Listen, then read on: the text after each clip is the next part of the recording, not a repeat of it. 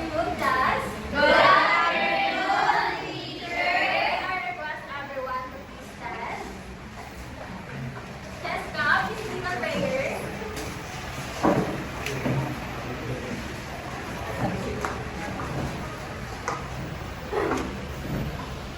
Everyone, please close your eyes and bow your head. Other side.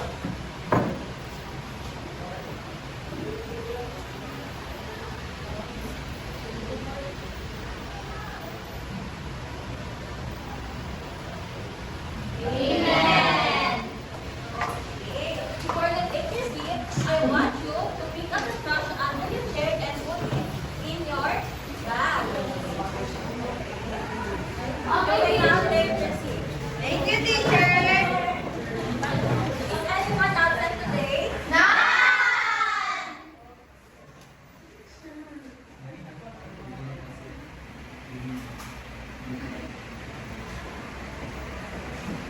So we have 13 and 5 male. Not perfect attendance. Now let us read our classroom rules. Everyone, please read 1, 2, 3, go. Classroom rules. Raise your hand if you want to speak. Follow directions. Listen when others are talking. Be kind to each other. Can we apply these classroom rules in our class? Yes, of course. Okay. Now, who can recall our previous lesson? Anyone? Ray? Teacher, it's all about the author's purpose. Yes, that's all about author's purpose. Now, who can give the 4 main author's purpose? Other hands? Yes, Ray?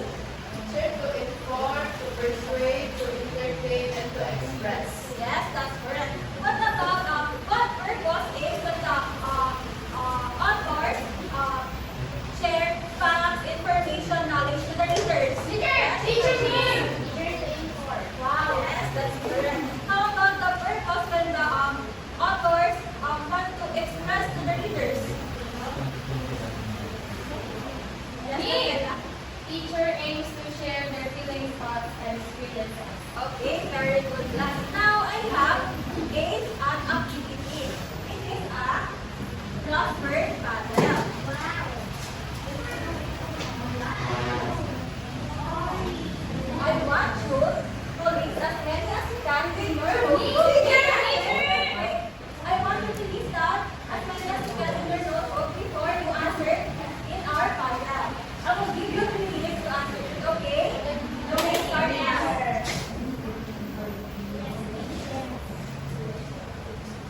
Okay, are you finished? Yes.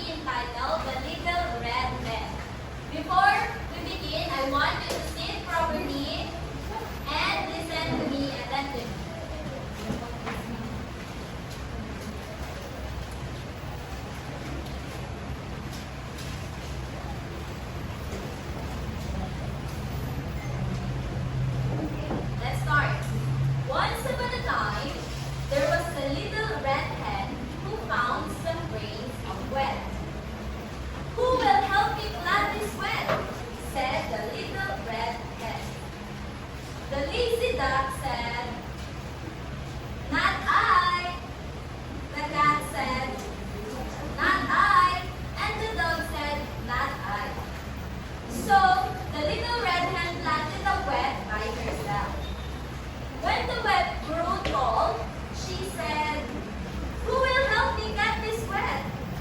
Said the little dog, cat, and the dog, "Not I." So the little red hen got the web by herself. Then she said, "Who will help me take this web to the mill to be ground into flour?" Said the cat, the dog, and the duck, "Not I." So the little red hen took the web to the mill by himself. After the flour was ground, she said, "Who will help me bake this flour into bread?"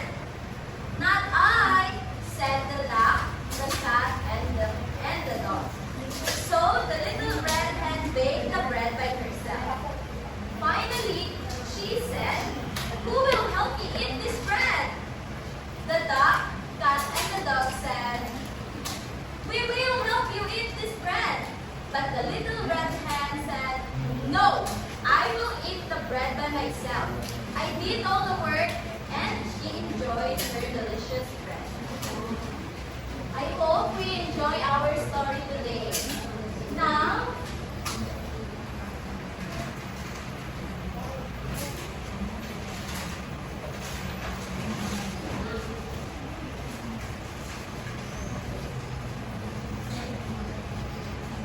I have here a train.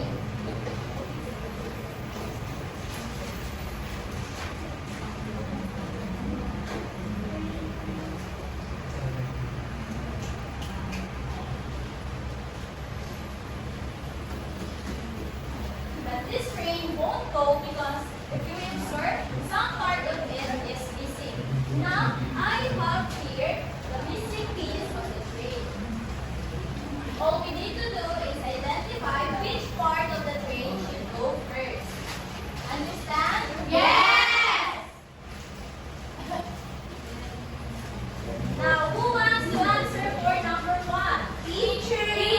Teacher, please! Teacher! Teacher! Teacher!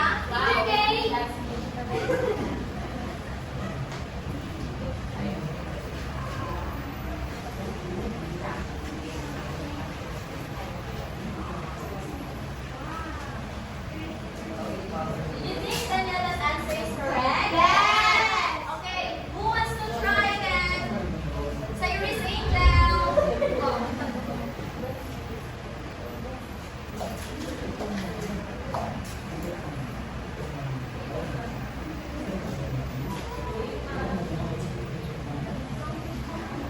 Do you think Angel's answer is correct? Yes! Very good. Next, Divine!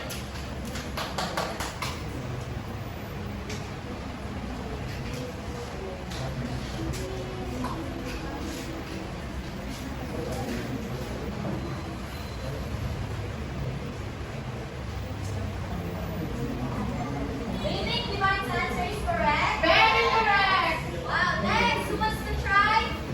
Christine! Wow!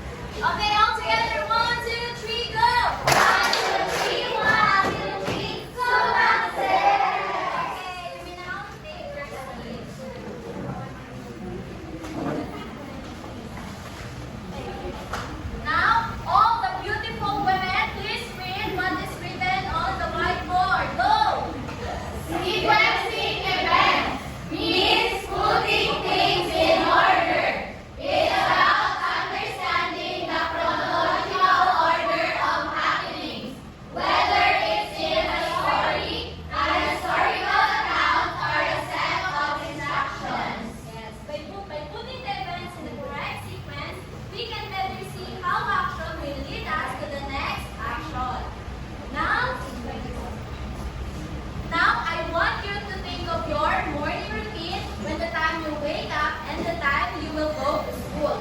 I want you to write your morning routine, and to better help you write your morning routine, you can use these words like first, then, next, after that, finally, or you can use the numbers 1, 2, 3, 4, 5. And now I will give to you my morning routine, and one of your classmates will share his or her morning routine in front of you. Understand? Yes. Okay, so here is my morning routine. So first, I wake up, then I take a bath, next I eat breakfast, after that I brush my teeth, and finally I go to work. Understand?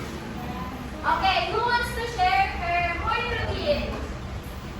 Angel! Teacher, first, I woke up in the morning. Then I take a bath. Then I eat breakfast. After that, I brush my teeth. And finally, I go to school. Okay, let's give Angel 5 claps.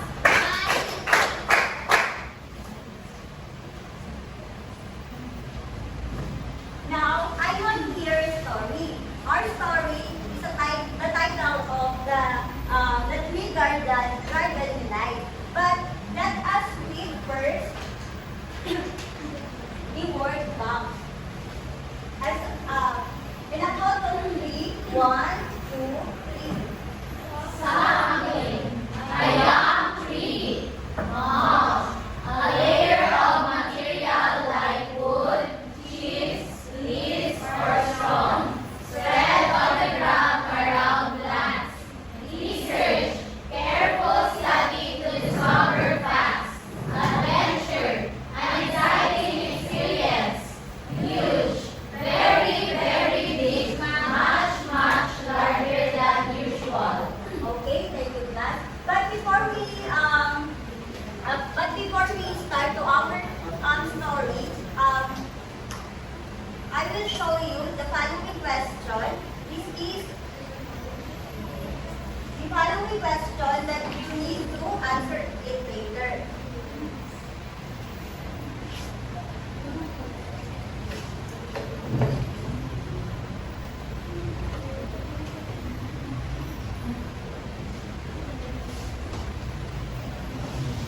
Okay, but before we start to our story, can you please sit down and listen to me?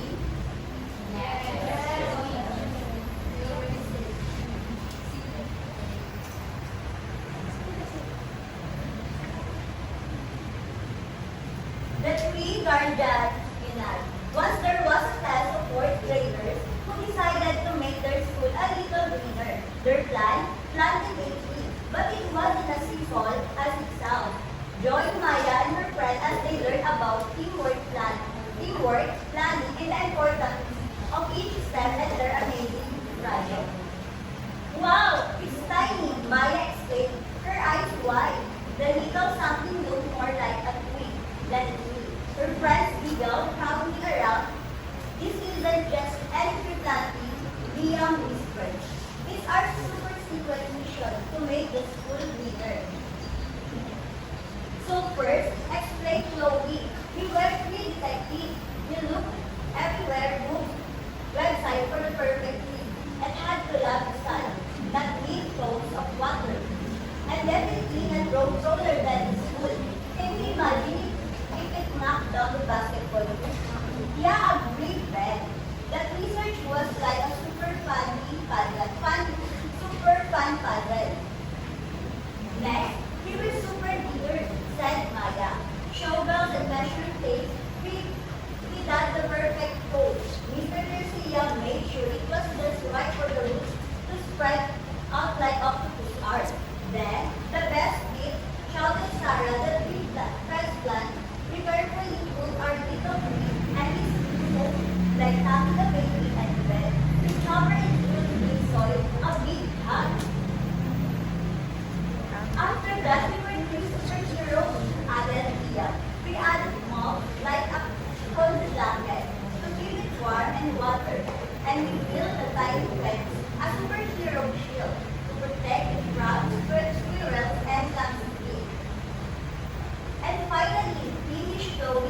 We give our new three friends a huge drink of water. We promise to visit it, check on it, make sure it has everything to your big and strong. It's not just planting a tree. We're tree guardians now.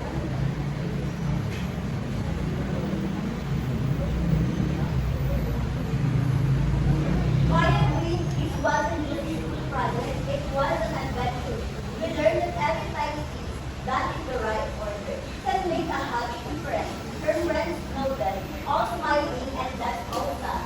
Awesome, Ben added.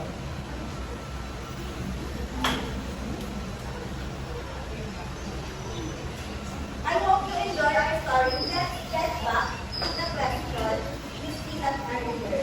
For question number 1, what was the fourth grade class goal? If you want to answer that, just raise your hand to me. Yeah. Yes.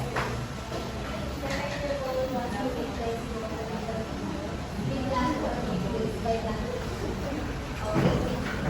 How about the question number 2? What was the final step and your plan? The final step was giving the new plant a large amount of water and promising to feed them every day. Okay. How about the question number 3? Why was it important for the student to research different types of trees before planting? It was important to research because they needed to find a tree that was suitable for their schoolyard's conditions. They needed one that lacked sun, needed to be lots of water, and to it grow taller than the school building to avoid damaging and leaking. Okay. How did they protect the tree from harm? Teacher, they added walls around the base of the tree to give it more protection. And they built a small fence around it to protect it from monkey squirrels and bugs. Okay. Thank you. How about the question number 5? What was the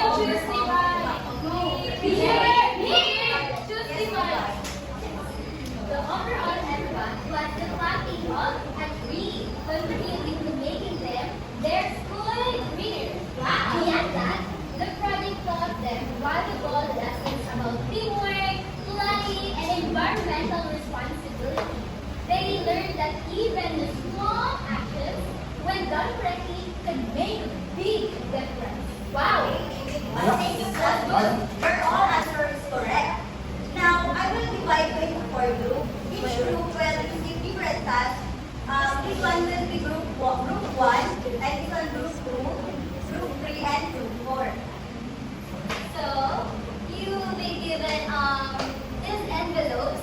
Each group will have different tasks like planting a tree, taking care of a tree, harvesting from a tree, and making a tree house. So, in this envelopes, there are sentences that need to be arranged in order for you to do your task. So, we have here the rubric for this activity as your guide to do your task. So, group 1, this will be the group 1. The group 2, the group 3, and the group 4. So the our criteria will be, we have task completion, presentation skills, teamwork, creativity, and understanding. And when each criteria has different scoring, like for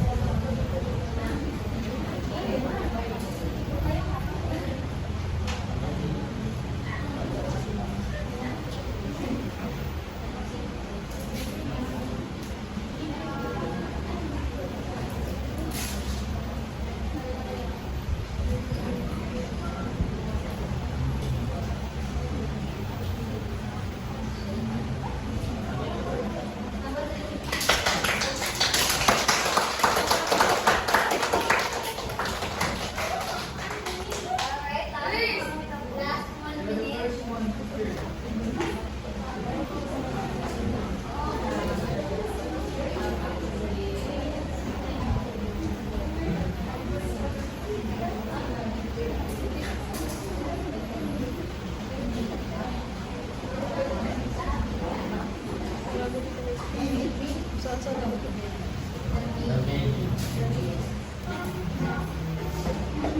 Alright, time is up.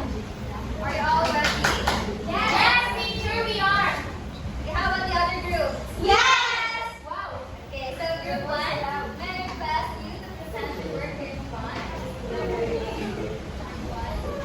Yeah, just one representative.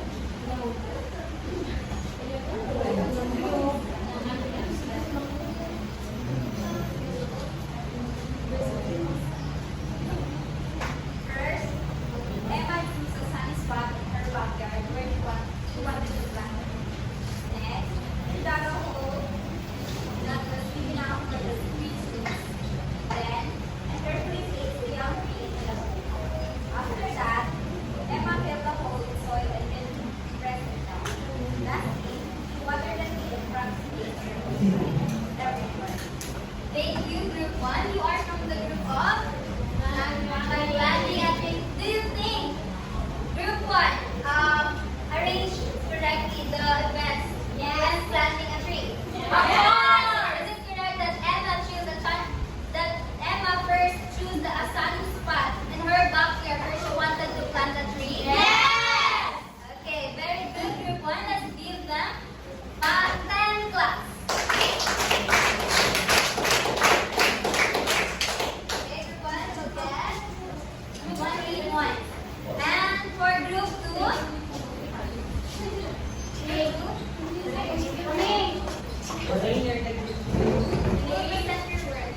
Sinet John. Amadeo.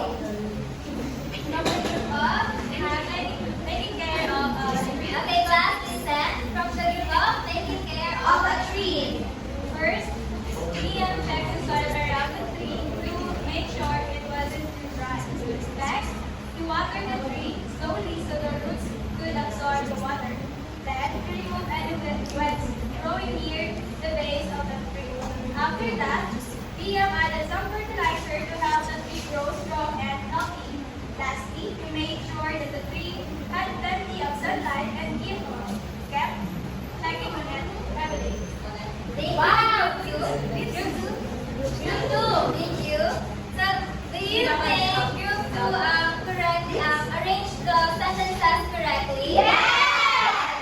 What did Liam did first again in planting a tree? Liam checked the soil around the tree. Yes, that's correct. So, now Group 3, it's your turn. Teacher? Okay. Please give 10 claps for Group 2.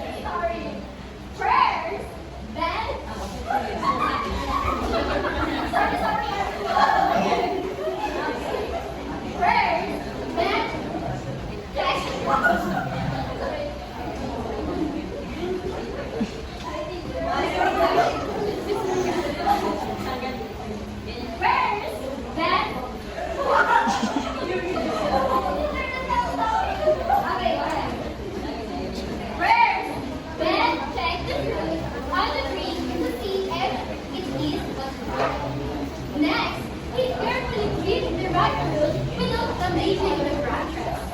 Then, we place the fruit gently into the basket. After that, clean the fruit and start the jam in healing and sharing. We want happy to like fruit. Okay, lastly, he enjoyed the fresh fruit with his family and thank the tree for the gift family. Thank you, tree! Thank you, tree. Again, do you think this lady arranged the sentences correctly? Yes! And you are harvesting from a tree? Yes! Yes, so you have to check the fruit first if it is already manifested or already yeah, right.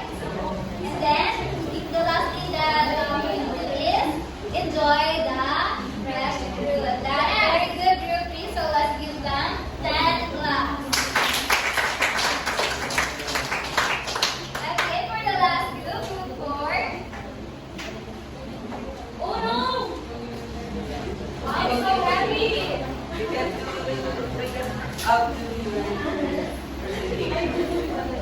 So we are the group 4. Our story is all about making a tree house. Louder, please. Loud. Agree. So first, Jake and his friends picked a strong, sturdy tree in the backyard. Wow! What a tree! What a tree! Next, Oh my god! they gathered all the wood, nails, and tools they needed for building. Wow!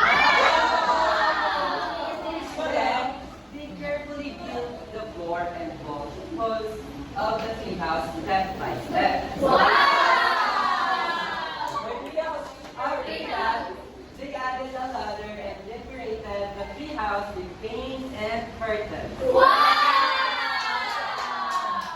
Lastly, Jake and his friends went inside, proud and excited to play in their new tree house.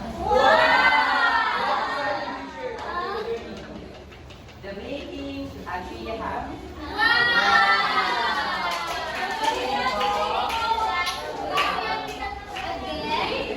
They answered it correctly, yes? Yes! They arranged the sentences correctly,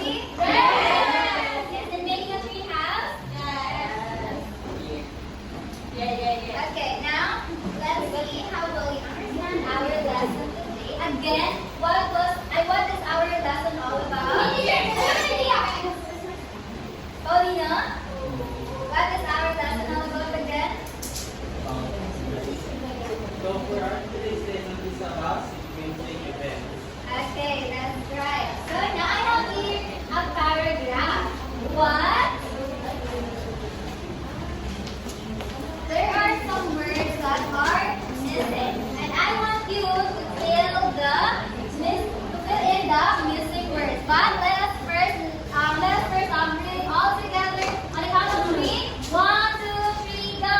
Today, consider how to arrange events in the correct blank. This is called blank. We use words like blank, then, next, after that, and blank to show the blank of events.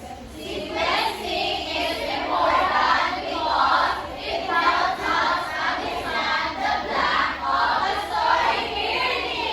Okay, what do you think the first word is missing? Teacher, I know. Yes, Mishi. Order. Do you think the word order is correct? Yes. Please write it on the board, teacher.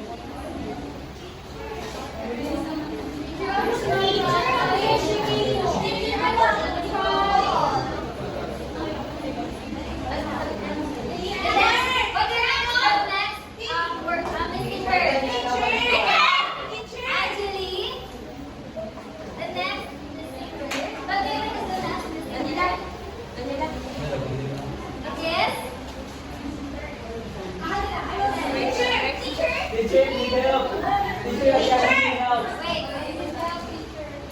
Okay, so you need help. She asked for help. I can call a friend. Elaine. Elaine, you're sick. You're refusing Elaine. So unfair. No,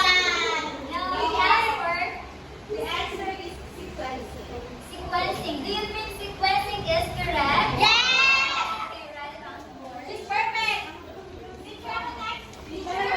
next word. Yes, Ira. Teacher first. Wow, you're so correct. Yes. One of us. Are you okay, Ira?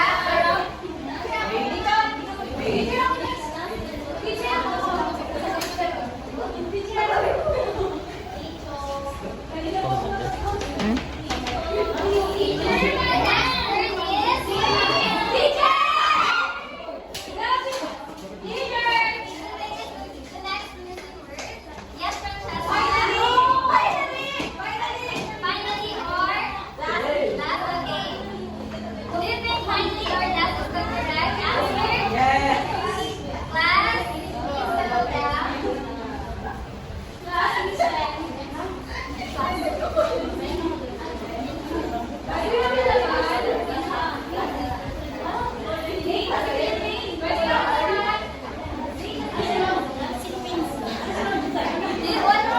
next word? Yes, I agree. Living event is correct? Yes. Yes, Andrea.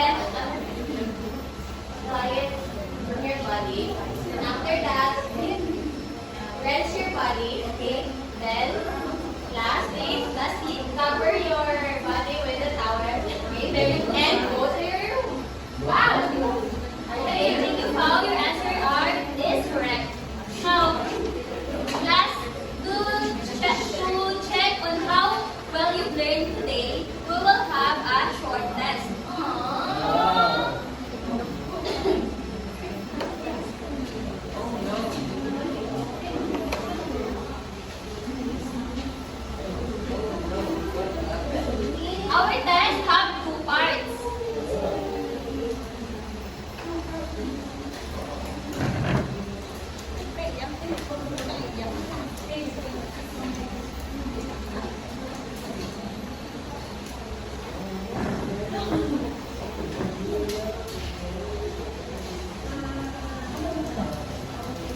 part of you said classmates?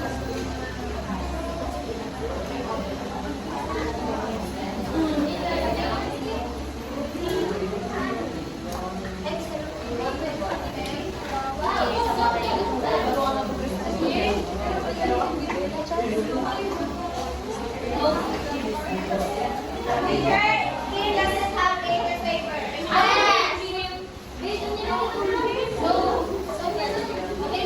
Okay, class, for the first part, it is multiple choice. All you have to do is read each question carefully, encircle the correct answer. And for the second part, you will arrange the events. Understood? Yes. Okay, you may start now. You will only have 5 minutes, okay? So fast.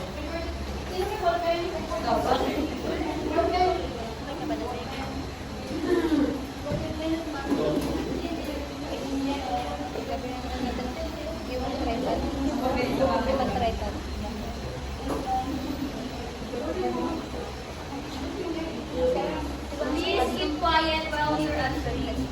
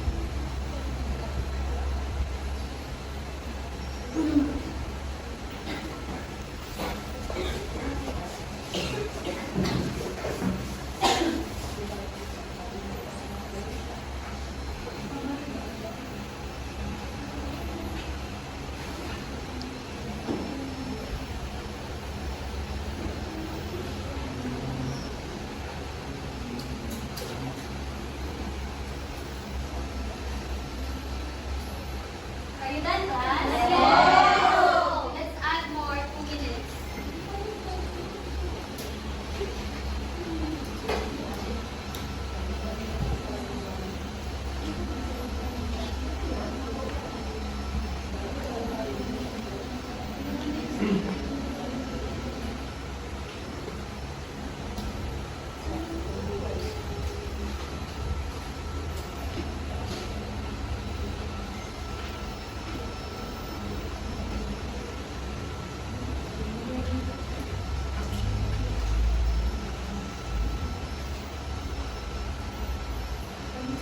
and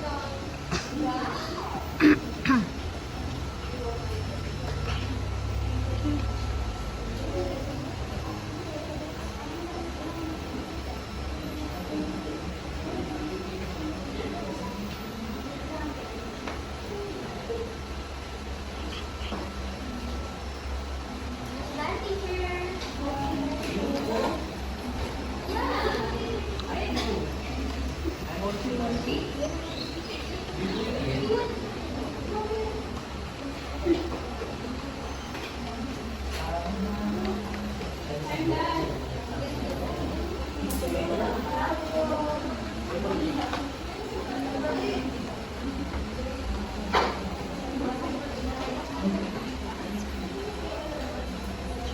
Last 30 seconds. Oh my God. Wait.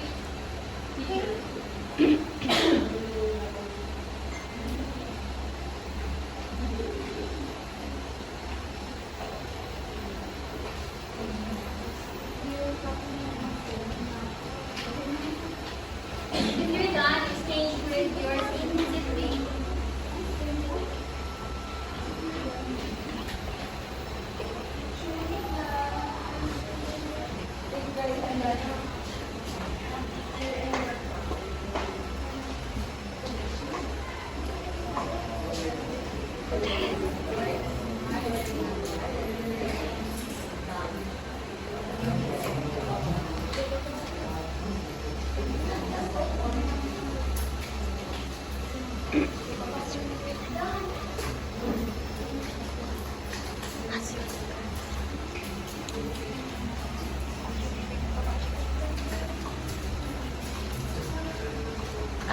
Okay, class?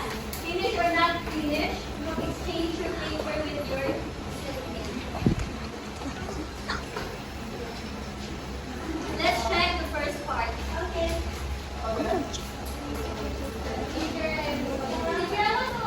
For the number one, the answer is, I will just say the answer, okay? And you will only check, okay? For the second part, I will be the one who will check that part, okay? Yes. For the number one, the answer is letter B. For the number two, the answer is